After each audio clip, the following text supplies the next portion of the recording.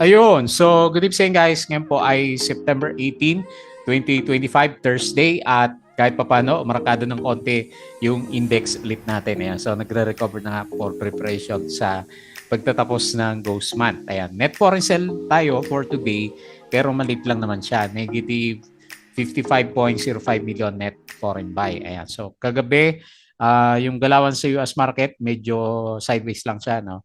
Mix lang yung galawan, pero yung futures ngayon, medyo malakas yung futures ng US market. So nag-cut na kasi ng interest rate si US. So siguro may konting rally sa kanila. Pati si Bitcoin, kung napansin nyo yung galaw, nasa 117K ulit yung pinakagalaw ni Bitcoin. So maraming mga umakyat na crypto as of this time. Okay? So balik tayo sa Philippine markets. Marami din yung gumalaw. Pero yung mga gumalaw dito, yung mga previous na movers pa rin ng market natin. So, nanguna sa listahan ko si Cole. Ayan, nilagay na natin siya. Wala sa trading stocks pero pangalawang araw na malakas yung galawan. So, kapon 46% yata yun. Halos magsiling siya. And then ngayon, halos magsiling ulit. So, meron siyang up move na 36.84%. Ayan. So, may mga balita sa stock split 10:1 yung mga nababasa ko, pero parang matagal na yung balita na yon. Pero yun yung rumors dito kay Cool, kaya binubamba siya ng mga traders. So another trap ulit dito sa market natin, o parang SGP ba na galawan, nag-reprice ng price action dati, bumaba after magkaroon ng repricing. At ngayon is nag-all time high yung niya, yung price action niya. Okay, so tingnan natin kung anong meron dito kay Cole at malakas yung galawan for today's trading. And then pangalawa, so may follow-up move si Mega White. Ayan, congrats po kung meron kayo. So lalaki ng mga galaw nito, 8% o 10% to kahapon. And then additional na 12.65% for today's trading. Ayan, maganda rin yung galaw ni Mega White. At meron siyang 218.7K net foreign sell. Si Plus, nasa trending pa rin naman pero konti lang yung galaw. Tingnan natin kung pause lang yan. 0.23%. So meron siyang 5.82 million net foreign sales. So ito naman, ang pinaka-catalyst natin is yung kanyang Bingo Plus sa Brazil. So tingnan natin by next week, September 26 yata yun yung opening niya. Ito naman si Mega White pala, bukod doon sa 9 billion na receive niya kay CREC na naging catalyst para umakyat nga siya last time. Meron siyang opening ng 6 Double Dragon Project yata niya neto at yung Hotel 101 magtatayo pala siya, so may project kasi nag-venture sa di ba, property si Mega Wide natin. Okay, so yun yung catalyst nila. Apollo gumagalaw, another 5.26% for today, so ayaw patalo dun sa Dow G. Tapos si PhilWeb, another up move. Ayan, dumiretso na rin siya. Nahuli to nung Kinablong at saka ni Plus, humabol din pala 7.36% and meron siyang 1.23 million net foreign sell. And then finally, si SCP, so arangkada, diretso, meron siyang 3.21% na galaw and then may tulak siya na 17.2 million net foreign buy. Ayan. So yung isa pa nag-trend dito si APX pero drop siya, no? So, taon-taon yung exit. Kahapon kay APX natin. Nag-gap down si APX. Pero anyway, hindi na masama sa trending stocks natin. Ayan, tingnan natin. Malay mo, bukas sila ulit yung bumawi. Pero kasi kung malakas si US market, nagbawas sa interest rates, bababa yung presyo ng mga minerals natin, especially yung gold prices. Okay? Ayan, so disclaimer pa rin sa mga bago sa channel natin, as usual, yung ating review is for education purposes lamang po yan. So wag mong gagamitin to as a reason para mag-buy, sell, or hold ng stocks. Meron po kasing risk na involved sa market. Due diligence na lang po kung anong stocks yung gusto nyo bilhin. And then sa mga social media natin. So please don't forget to subscribe po dito sa ating Plummy Trader na YouTube channel para update ka sa reviews. Subscribe ka lang or kung gusto mo join ka dito sa trading community naman natin. Okay? So yung mga nakasubscribe, maraming salamat po. Check nyo lang yung daily uploaded videos natin. Mga company reviews, mga sample trades sa market. So isang araw na naman. At magbabakasyon na naman yung market. Basic indicators, technical analysis, fundamentals, yung mga risk management plus PSE Stock Market Studies naman natin. Okay? So double check mo na lang yan sa crypto. Follow mo lang po ako dito sa ating Palaboy Trader Crypto ko to para sa mga play to earn games, cryptos natin. Wala pa tayong update ngayon ha. So kailangan mag-upload dito ng update. Okay. Tapos sa ibang social media Facebook account na Palaboy Trader, sali ka lang po dito or follow mo na lang po or dito sa Facebook page. Ayan, check mo na lang. Bodega Peak, yung articles natin sa local market and sa Twitter, yung mga balita natin. Wala pang summary yata si andito na pala. So, sakto. Yung summary ni Philippine Stock Exchange. Ayan. Ano ba itong mga balita na to? So, C Plus yun, Double Dragon. Okay. So, dito na lang tayo sa pinaka-home page natin. Okay? So, meron na summary, kalalabas lang, mainit-init. Ayan, profit taking si Mai Ning. Ayan, mataas na siguro masyado yung Yung iba, mga overextended na eh. Negative 2.5% si Mai Ning ngayon. So, ito yung mga pinawian. And yung gumagalaw is finance, nagbabounce pa rin. 1.05% and holding firms 1.09%. So may na pa rin si properties natin. Okay. So 55 million net foreign sell. Okay lang yan. Medyo tolerable lang yan. Maliit lang yan para sa markets po natin. Okay. So foreign funds sold East, West, PSB, Security Bank, FGen, Meralco, Shell PH, FB, FCG, GSMI, ABA, AC, DMC, JT Cap, Ali, CLI, MEG, Globetel, Converge, DFNN, ATI, Plusweb, Home, Robinsons Retail, at saka si SSI. Ayan. So mas marami ng konti yung mga big caps na nagberde. Ayan, nakalusot si Globe. Bigla Marakada, 4.51%. Pure Gold, 2.7%. Diretso. Si Pure Gold, si Catalyst Bay Alonso. ASN, 2.73%. SM, 2.14%. BPI, 1.79%. And GGS, 1.43%. So, nalaglag si Converge, minus 3.35%. May na pa rin siya. No? Ali, minus 2.88%. Meralco, minus 2.25%. And AGI, minus 1.29%. Okay? So yung iba, foreign funds bought, PDO, BPI, China Bank, Call, PSE, ASN, AP, Manila Water, CNPF, CHP, Awaites, Costco, Arid Crete, dito ICT Mac, STI, Bloom, Pure Gold, APX Nickel, OGP, at saka CPX. So ASIS board approved the extension of its buyback program. Ayan, kasi nag-oversold siya ng AC.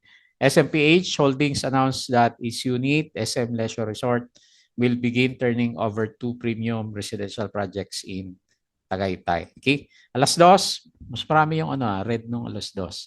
So bumawi tayo dahil hindi kinaglobe eh.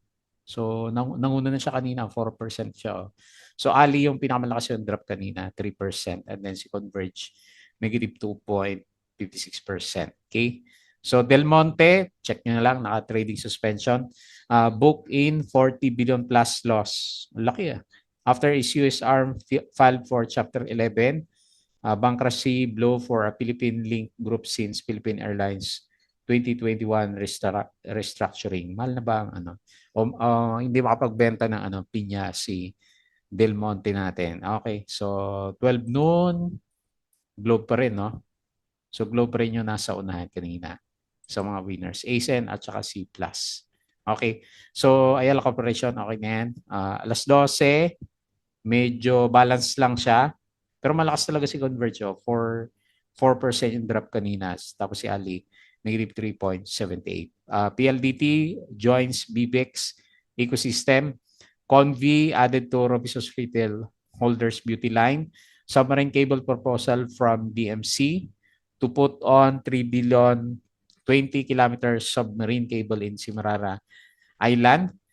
Mega World, 2.2 billion from a block of 168.6 million shares. Ayan. So meron din siyang kaso, 2.2 billion para kay Mega World. Pero nag-drop si lakas ng drop ni Emirates. Alas 11, Globe Pure Gold pa rin. Converge Ali pa rin yung drop. Alas 10, plus ng una kanina. Plus, tapos si Pure Gold, tapos Converge at saka si BPI. Okay? So, Emirates oversold na. So, ba't kaya bumabagsak siya? Enbridge, mababa yung yung equivalent value ng asset niya. Aba Energy Wind Project with PNOC, STN, SEC approved for valuation. Del Monte Trading still suspended. Okay. Plus, if the shorty bonds work as financial safeguard for players' balances. Ayan. So parang may insurance yung yung pera mo dito kapag nagsugal ka kay Plus. Ayan. 2025 ghost month or the seventh month of the Chinese lunar calendar will last from August 23 until September 21. So until next week pala. So maganda by Monday, hopefully. Gumalaw na yung market. Commodities mapula. Meralco Electric's dividend forecast increased by 10%. Malaki Double Dragon Corporation announced a regular cash dividend 2.4 plus partners with PhilFirst to launch the Philippines first shorty ban for online gamers. Share buyback si OPM. Okay. Tapos yung galawan sa market kapon. So bakit kaya laki ng loss niya Del Monte? Buy property and banking stocks on dips, sabi ni Ma'am April Tan. Alternative profits jumps 27%, tapos yung galawan sa US market kagabi, medyo mixed pero ngayon parang berde karamihan nandun sa futures ng US market. Okay? So, patalastas po ulit yung mga bago sa channel natin. As usual, yung ating Patreon channel, yung mga gusto ng guide sa trading po sa Philippine markets. Sali lang po kayo dito. Okay? So, punta na tayo dito sa PSE market. So, reversal. May reversal si PSE. So, dahil na rin siguro yun, patapos na yung ghost month natin. So, talagang ghost month, no? Yung pinaka-cause ng drop. Ayan. So, may breakout na siya. So, on the way na tayo, pwede na pala maglagay na resistance, no? Okay. So, saan natin ilalagay? Dito siguro, no?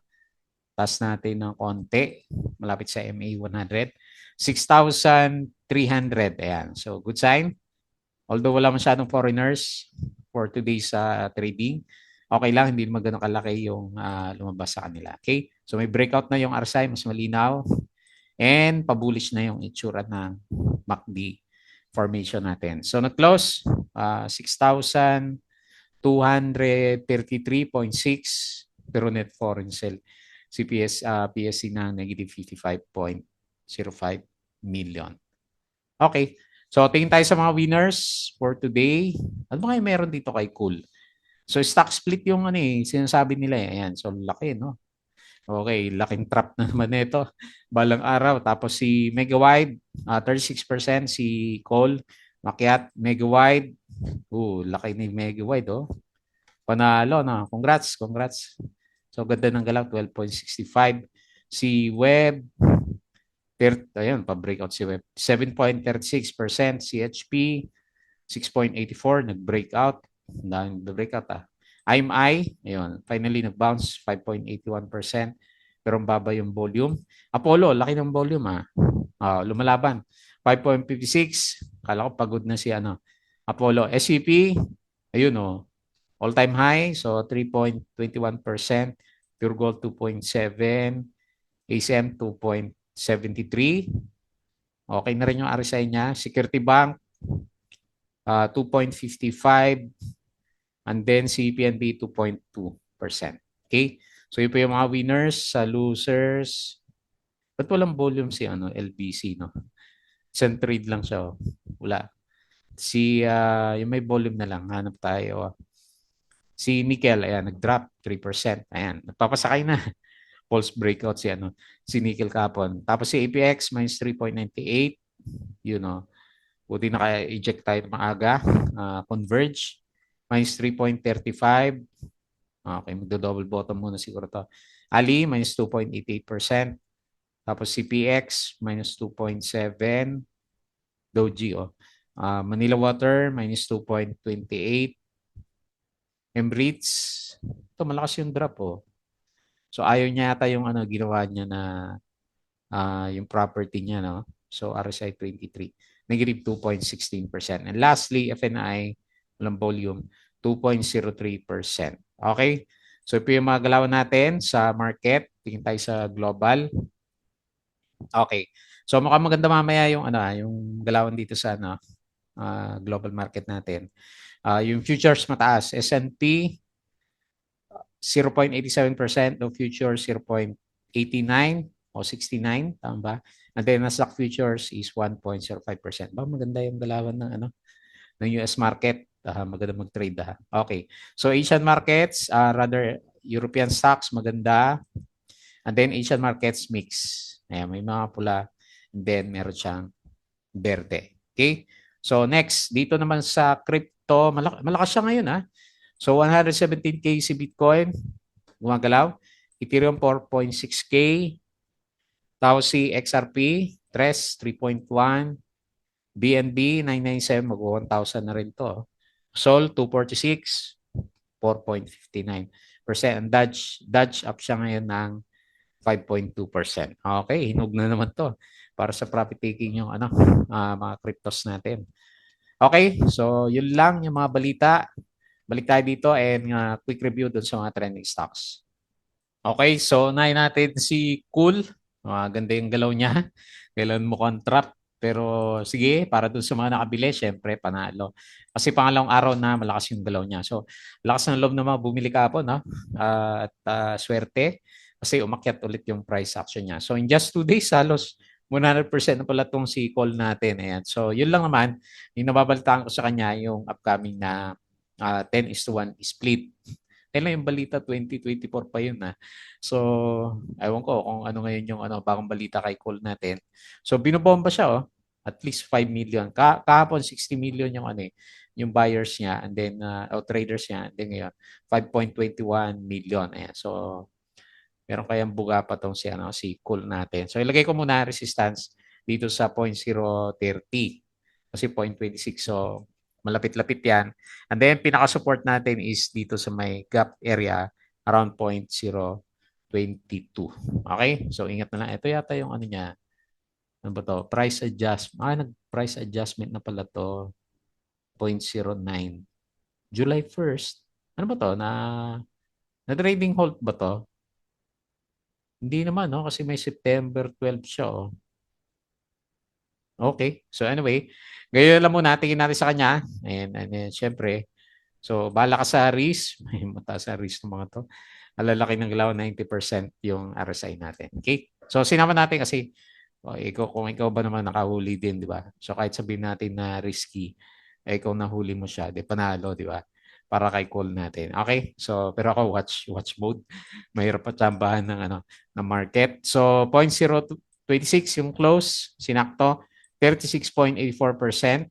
Wala naman tong principal sa office pa, no? So, wala pa akong nabasa sa kanya. Okay? So, congrats na lang po kung meron ka. Yung mga panalo na hindi natin masakyan kasi natatakot tayo sa mga kasi illiquid tapos biglang nabuhay, di ba? So, alam mo na. Tapos wala naman net foreign buy na pumapasok sa kanya. Unless may mga din siya, backdoor listing, kagaya ni na Lodi na balita. Okay? So, ilan po nakita ko sa kanya. Next, si Megawide. Congrats.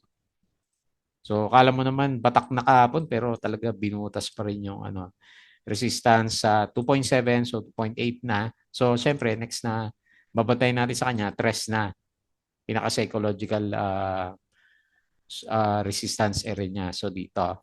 Okay, tingnan natin bukas kung meron pang ibubuga kasi malakas na rin yan So, in just 1 week, nag-up na siya ng 32%. So maraming milagro sa So mga stocks natin, biglang nag-up yung deads na mga stocks natin. Pero ito naman may balita naman kay Meg White. So kanina yung nabasa natin, bukod dun sa 9 billion na papasok sa kanya na capital galing kay CREC is yung project niya daw kay Double Dragon na Hotel 101. Ayan. So may partnership sila. Okay po. So watch out na lang mga oversold, rather overbought na stocks and medyo parabolic na rin yung MACD formation. So support 2.67, tres yung pinakamataas. Close 2.85, up ng 12.65%. So to mga to kasi malalakas yung mga di ba? Mga sipa kumpara sa mga blue chips. Ayan, si Plus naman, ayan, next natin si Plus. So medyo nagre-retest pa rin ng MA20. Mukhang nahirapan siya. So nag-up siya 0.23% lang and nag-close ng 22.25. Okay. So, pwedeng ganyan kasi yung tingin mo sa kanya, kung medyo bullish ka, may breakout or pwede rin namang sa MA20 for the short term. Ayan. So, anyway, regardless, medyo parang hirap siya sa MA20. Siguro, by next week na lang natin mararamdaman yan kapag natuloy yung opening niya ng kanyang Bingo Plus sa Brazil. So, next week yon September 26 ko, hindi ako nagkakamali sa date. Okay? So, yun na lang po abangan natin sa kanya. Sa ngayon, syempre, okay, nag-breakout naman siya from the past Wednesday o Tuesday o Monday to. Okay, Tuesday, no? Kasi Thursday pa lang naman. So, nag-breakout naman siya. Kailangan medyo sagad sa MA20. Okay, bantayan na lang natin. Fundamental wise, okay siya. Nakakatakot siya kasi anytime pwedeng i-ban, di ba, ng government natin. Pero wala pa naman yung ban niya. So, more on control naman yung ginawa. Siyempre, nabulabog na yung traders natin. Okay po. So, kahit pa paano, okay lang. Next, Apollo. So, akala ko deads na tong si Apollo kasi nahirapan siya dito, no? Ilan daw G, ano? 1, 2, 3, 4, 5, di ba? At ngayon, lumalabas, ano yan, nagpa-plug formation siya. So, bantayan na lang natin na maigi itong si Plus. Kasi ayaw pa rin siyang bitawan. So, siguro ganyan yung pinaka-flag formation natin sa kanya. Support MA20, MA10. Ayan, no? So, ano ba yan? Plug ba talaga yan o ano lang? Ayan, bantayin natin to, yung mga merong hawak na Apollo. So nag-close siya 0.0095 nasa pampang pa rin naman daw yung yung kanyang Minero. Hindi ko alam kung si Siphon 1 o Siphon 2. Meron siyang 5.6% na gain, 263K net foreign buy. Okay? So Apollo, high risk, high reward. Nagalaw kasi kung babalik to sa bandang taas, malaki din yan eh. Halos 40% din yung ups, yung niya, di ba? Reverse bounce niya mula doon sa support. Okay? Next, PhilWeb. Panalo si PhilWeb Ganda ng galaw Ayun halos breakout na nga breakout yung yung solid candle niya. Nasaan ba yung next support natin? Fibonacci niya yata to eh. Meron pa pala dito. Okay, so posible nga no? Pwede. So 6 pesos, tignan natin bukas kung matuloy yan. Total, maganda naman yung galaw ng market natin. So, tignan natin kung didiretso yung galawan po niya. Okay? So, okay yung RSI. Very bullish. Ayan, no? So, above RSI 50. Yung mga RSI natin. And nagre-recover na yung itsura ng MACD formation. Kasi pa-breakout yung yung price action ng candle. So, nag-close siya 5.4, 7.36% and negative 1.23 million. Okay? O kung medyo medyo maganda yung mo sa kanya, siguro pwede to, no? Trading channel. Okay. So, clone natin to para makita natin yung galaw. Ayan. Pwede ganyan, no? Okay. So, anyway, maganda. Next. And then, lastly, si SCP. So, diretso. Mukhang pipil the gap nga to si Pero gaano kataas na RSI? RSI is 80. Ayan. So, anyway, another breakout candle. Panalo si SCP natin. Okay, wala resistance. So tataas natin yung tataas yung support kasi wala naman tayong makita na resistance level sa kanya. Okay? So very good. Aga ko talaga dito. Saan ba ako nag-break dito? Dito pa lang yata 15 na out na ako dito kaya SCP natin. Okay, so maganda yung RSI and okay din yung MACD formation. So nag-close siya 18 pesos. Malaki yung chance na umakyat pa based sa galaw. Malaki yung volume niya, 83 million eh. So 3.21% and 70.2 million net foreign buy. Okay, so yun lang po muna yung ating galawan. Mukhang start na reversal So hopefully magbalikan na yung ipakasama nating traders kasi patapos na yung ghost month pala natin by Monday next week. Hopefully mas maganda na yung pasok ng foreigners kasi 600 million pa lang yung nakita natin na pumasok dito. Okay po, so yun lang muna bago tayo mag-close. Please don't forget to subscribe dito sa ating Palabi Trader na YouTube channel. Join ka sa group guys kung gusto mo ng guide. Crypto ko to. Facebook account, Facebook page, Bodega Pink, Twitter, and Patreon sa mga gusto ng guide. Sali lang mo kayo dito. Okay, so yun lang. Maraming salamat. Kita ulit tayo bukas.